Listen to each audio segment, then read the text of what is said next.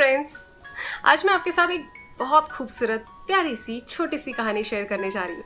इस कहानी में एक वो है और एक वो है। एक लड़का और एक लड़की की ये बहुत खूबसूरत कहानी है जो एक दूसरे को बिल्कुल नहीं जानते थे, लेकिन पहली नज़र में कभी कभी जो हो जाता है उसके बारे में ये है।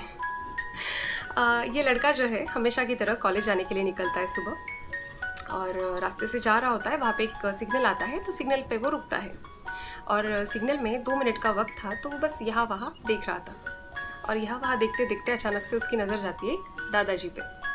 दादाजी जो थे वो दोनों हाथ में बैग्स कैरी करके चलने की कोशिश में थे, पर क्योंकि देख के मालूम पड़ रहा था कि दादाजी को शायद थोड़ी दिक्कत हो रही हो, तो वो लड़का सोचता है मैं जाके उनकी हेल्प करूँ। अपनी गाड़ी वो एक पेड़ के नीचे बेंच के पास पार्क करके बड़ी जल्दी में जाके उनको हेल्प करना चाहता है। भाग के उनके पास जाता है और उनको पूछता है, दादाजी मैं आपकी हेल्प कर दूँ? ये बैग्स आप मुझे दे दीजिए और मुझे बताइए आपको कहाँ जाना है, मैं आपको छोड़ देता हूँ। दादाजी बोलते हैं मेरा घर काफ़ी लंबा है, तुम्हारा वक्त ज़ाया होगा, तुम चले जाओ। लड़का बोलता है आप मुझे प्लीज़ बताइए, मेरे पास बाइक है, मैं आपको छोड़ दूंगा आपके एड्रेस पे। दादाजी बोलते हैं thank you so much gentleman, और उसको अपना एड्रेस बता के उसके साथ अपने घर पे जाने के लिए निकलते हैं। और रास्ते में दोनों की काफ़ी अच्छी बातें होती है। और ये लड़का इतना वेल मैनर्ड था, और जिस तरह से वो दादाजी के साथ पेश आ रहा था, ये रास्ते में काफ़ी लोग जो चल रहे थे वो देख रहे थे, एंड एवरीबडी वाज स्माइलिंग। तो बस वो जाता है और दादाजी को छोड़ के अपने कॉलेज में जाने के लिए निकलता है। पर क्योंकि उसका कॉलेज जाने का ये रोड था जहाँ पे उसने अपनी बाइक पार्क की थी, उसी रोड से वो फिर से जाने के लिए निकलता है, और वही सिग्नल उसको फिर से मिलता है। तो उस सिग्नल के पास फिर से उसको 2 मिनट रुकना पड़ता है, क्योंकि अगेन सिग्नल वॉज रेड।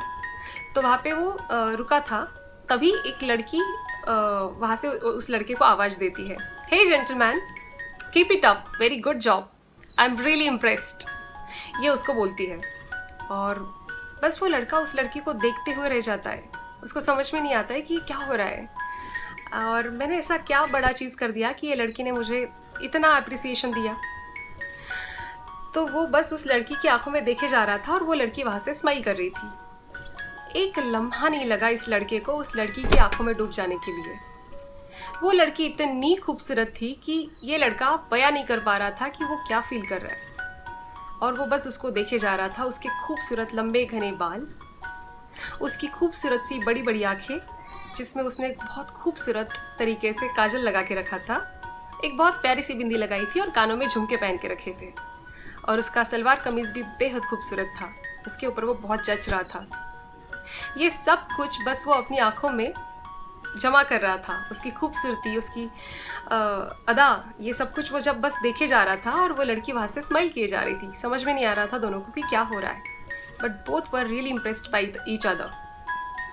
ये सब कुछ हो रहा होता है, तभी उस लड़की की बस आती है, और उसमें वो अपनी बैग उठा के अपना दुपट्टा संभालते हुए उस बस में चढ़ती है। लेकिन उस लड़की की भी नज़र नहीं हटती इस लड़के से, तो फिर से उसको इसके पास स्माइल देके उसको बाय करके वहाँ से निकल जाती है।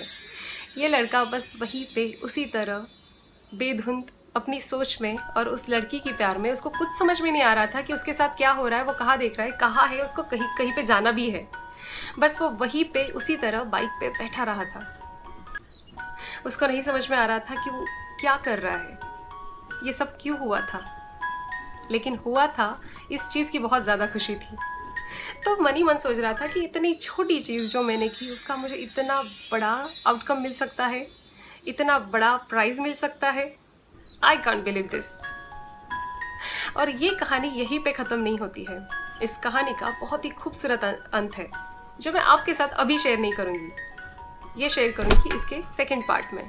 तब तक आप सोचिए कि क्या एंड हो सकता है। तब तक के लिए बाय।